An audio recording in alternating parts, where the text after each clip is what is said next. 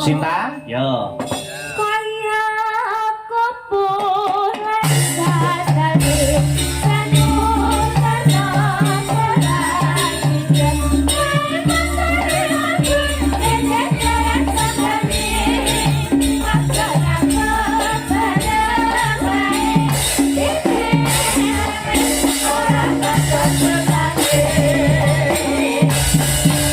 Alhamdulillah wa syukurillah wa la haula wa la quwata illa billah amma ba'dunduk anakku sing setinik-tinik anakku kang banget ndak tresnani nduk limbuk ana dawuhmu apa mak leren sawetara ora kitang ndure sak kemprangan yo nok ngono perkara lakon Pandhawa syukur mengko kena ditutukke sak bubaring limbukan nanging kang luwih bagus sing luwih wigati aku karo kowe ngaturake apa to wigatine awake dhewe sowan tinimbalan ngono ya mak ya ning kang angga sepisan piye ayo dina iki bengi iki anakku kowe limbuk ndak derekake ya kuwi ngonjokake rasa puja lan puji syukur kang jero iya konjok marang Gusti ingkang murbeng dumadi Tuhan yang Maha Esa Allah Subhanahu wa taala yuwang widiwasa ngono ya mak nggih ingkang wis malembarake keberkahan kenikmatan ya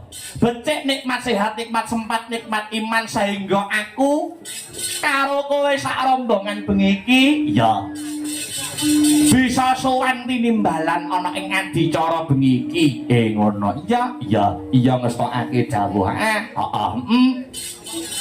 lah banjur bengi iki janjane mengeti adicara apa mak piye bengi iki mengeti adicara apa iki ngene ya nak bengi iki acarane ya kuwi tidak lain dan tidak bukan ya kuwi tasakuran pernikahan ngono ya mak tasakuran pernikahan banjur sing didhawuhi temandane sapa mak nuning nggih menika temanten kakung nuning nggih menika Kang Mas kula Kang Mas Adik Yudhistira Kosman ya SST ngono ya mak anak kedua dari Bapak Abdul Muin Kosman dan Ibu Eka Bu Heimi iki dari Makassar dari Makassar lah banjur melawan kaya tinju melawan temanten putri ya nuning nggih menika Mbak Yu kula Mbak Yu Fitri Wahyuni STRT ya anak kedua dari Bapak Sutaji Kang sarta Ibu Pariah Sohibul Hajat dene akad nikah Kang sarta temu manten wis ditindakake kaleksanan ndek wingi no ngono akad nikah temu mantene wis di tindakake wingi tanggal 8 Oktober ya ana ing gedung wanita ngono ya mak lagi banjur Bapak Sutaji Kang sarta Ibu Pariah acarane bengi iki mung kari rupian seneng-seneng hiburan menghibur tamu undangan menghibur keluarga besar dulur adoh dulur cedhak dikelumpukke bengi iki manunggal dadi sawiji iya nonton hiburan Kang sarta ndongake pinanganten kekarone ngono Kang wis kasembadan pinala kramakake ya mak pancen bener kaya mangkono iya mula awake dhewe wis sak pantose lamun ngaturake panuwun ingkang tanpa pepindhan. Karena ora iso matur apa-apa. Aku Kang Sarta kowe sak rombongan sowan ning kene aku makili rombongan ora iso matur apa-apa kejaba mung mengucapkan terima kasih yang sangat banyak kanggo keluarga besar Bapak Sutaji Kang Sarta Ibu Paring Asagutra sekeluarga besar. Ya. Ingkang wis ya kuwi maringi kapercayan kanggo anake dhewe sak kanca. Heeh. Kinen paring lelipur. Heeh, awake dhewe ketiban sampur, kinen paring lelipur, gelar kelir gantung gong. Heeh. Kinen paring hiburan kanggo seluruh para sutresna budaya, wabil khusus pecinta wayang kulit.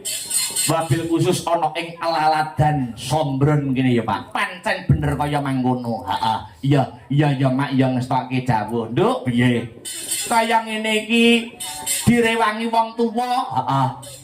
Gelar hiburan kanggo mantan kekarone. Heeh. Kaya ngene iki tegese Bapak Sutaji Kang Sarta Ibu Paring wis gugur kewajibane dadi wong tuwa tumrap anak. Oh ngono ya Mak. Ya. Mergo yen ora kleru anggonku ngaji, yen ora kleru anggonku sinau, heeh. Wong tuwa kuwi duweni kewajiban tumrap anak cacah ana 3 no. Oh ngono. Heeh. Cacah ana 3. Cacah ana 3. Iya. Kewajibane wong tuwa angga sepisan ya kuwi paring tetenger. Heeh. Tetenger sing becik paring asma kang apik tumrap anak. Ngono ya Mak. Heeh, kaya iki Mbak Fitri Wahyuni. Ngono. Heeh, Kang Sarta Mas Adi Yudhistira Kusman iki jeneng sing apik, asma kang becik. Oh ngono ya Mak. Iya, Mbak Fitri Wahyuni. Yen ora kleru anggonku merdeke Fitri iki saka tembung fitrah kang artine suci. Iya. Wahyuni saka tembung wahyu tegese kanugrahan. Ngono ya Mak. Heeh, iki jeneng sing apik, jeneng sing becik. Iya. Lah banjur kewajibane wong tuwa angka 2 saramungin paring tetenger sing becik tumrap anak. Kewajibane wong tuwa angka 2 ya kuwi nyekolahke anak sak dhuwur-dhuwure. Ngono sak cukupe. Nek SMA wis ngrasa cukup ya cukup. S1 cukup ya cukup, S2 lan sak panunggalane. Ngono. Iya Mak, iya ngestokake dawuh. Lah banjur kewajibane wong tuwa angka 3 sing pungkasan ya kuwi ngrabekke karo anak. Kaya bengi iki. Bapak Sutaji Kang Sarta Ibu Paring direwangi ngundang awake dhewe sak kanca. Heeh, rupiah-rupiah iki ya ragate ora sithik. Iya. Direwangi nganggo dhuwit buwohan. Iya. Iya Mak. Mula awake dhewe ning kene ngaturke panuwun tegese wis pundhat, wis purna, wis gugur kewajibane wong tuwa karo anak. Anak kok wis wani rabi, ya. Tegese wis wani mandiri pribadi, ora gantungke kebutuhan sehari-hari tumrape wong tuwa. Oh ngono ya Mak. Iya ngestokake dawuh. Sowan komplit kanca-kanca sing kagabung Astra Brata Asung Pangganta Brataning Kautaman. Oh iya. Saka Jalan Masrik Bandung Kidul. Ya. Kecamatan Nganjuk Kadipaten Nganjuk. Sowan komplit no. Iya. Pengrawit sinden wayang gamelan komplit ditekake rene. Disumbutke karo Bapak Sutaji Kang Sarta Ibu Paring nggone kagungan kersa kok no. Iya. Pasugatan Banyumili. Ya. Sugo gupuh lungguh aruh datan Muciwani. Dan perlu dimengerti juga no. Awake dhewe iki wis yen ora kleru nek adicara ning Sombron ki adicarane apa ya? Agustusan mau bersih desa ya nek adewe ning Sombron ki. Bersih desa. Bersih desa. Bersih desa ngono kae. Ya. Kae sing ngusulke awake dhewe pentas ning Sombron ki nek ora kleru manut dawuh Sinatompa ya Sokipul ngajak. Oh Pak Sutaji. Wis kedua kali kae ya. Wis 2 kali awake dhewe ning Sombron. Ya. Kuwi sing ngusulne pertama yo sing kagungan dalem, sing kagungan kersa Pak Sutaji. Ya. Ngono ya Mak. Sing pertama kalinya awake dhewe sowan ning Sombron biyen, kuwi Pak Sutaji masih menjabat menjadi kami tuwa. Oh ngono Pak Wong. Terus sing taun iki ketua panitiane sing wingi kae bubar wae kae genti Pak Mudin. Ngono. Mergo Pak Sutaji wis purna anggone dadi kami tuwa. Weh, ya. Dadi ki ngiras-irus, ya. Menyelam sambil minum air, ya.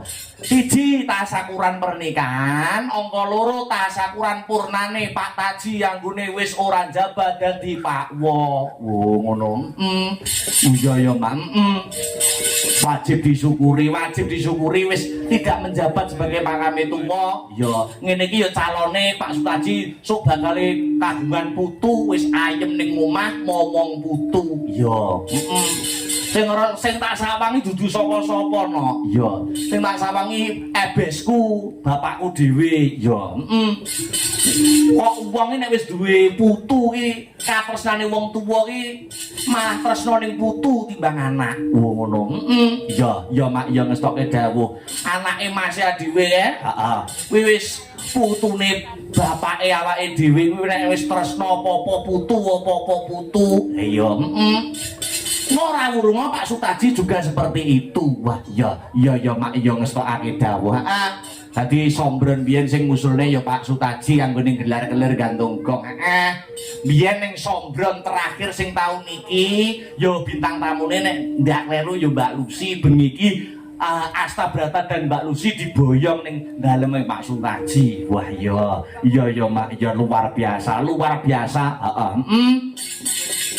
Kaya ngene iki jane awake dhewe ya ngalah berkah. Saliyane nyuwun sewu awake dhewe ning kene iki ya diparingi rejeki karo Pak Sutaji Kang Sarto Ibu Pariah. Kanca-kanca dualang sak yoga sak sindene Asta Brata iki nak mayoritas saka kanca-kanca Kanoman. Isih jomblo, durung duwe pasangan kabeh no. Ngono. Ya, dadi Asta Brata kok menghibur acara pernikahan iki jane ngalah berkah. Ben sing urung duwe bojo ndang entuk dudu ngono lho. Ngono ya Mak. Utamane dalange no. Ya, aku wis ngrumangsani wis 20 taun. Ya, 20 iki saka tembung selawe, seneng lanang wedok. Oh ya. Oh iso itu pokoknya cangkeme dalange pokoknya penting mandi ngono lho. Ya Mak ya. Ya ngestoke dawuh 20 iki ukurane wong Kanjeng Nabi biyen yo 20 ya. Ning awake dhewe ndak kesusu no. Ya. Ora kesusu ya. Sing pengin nyawang endahing donya. Lah ya. Ya ngestokake dawuh. Ya Mak ya. Dadi Asta Brata ngene iki akeh pengrawit sing single bagus cangkrak-cangkrak ki yo gong duwe bojo kabeh. Oh ya, mayoritas sinden Asta Brata yo ngono. Ya.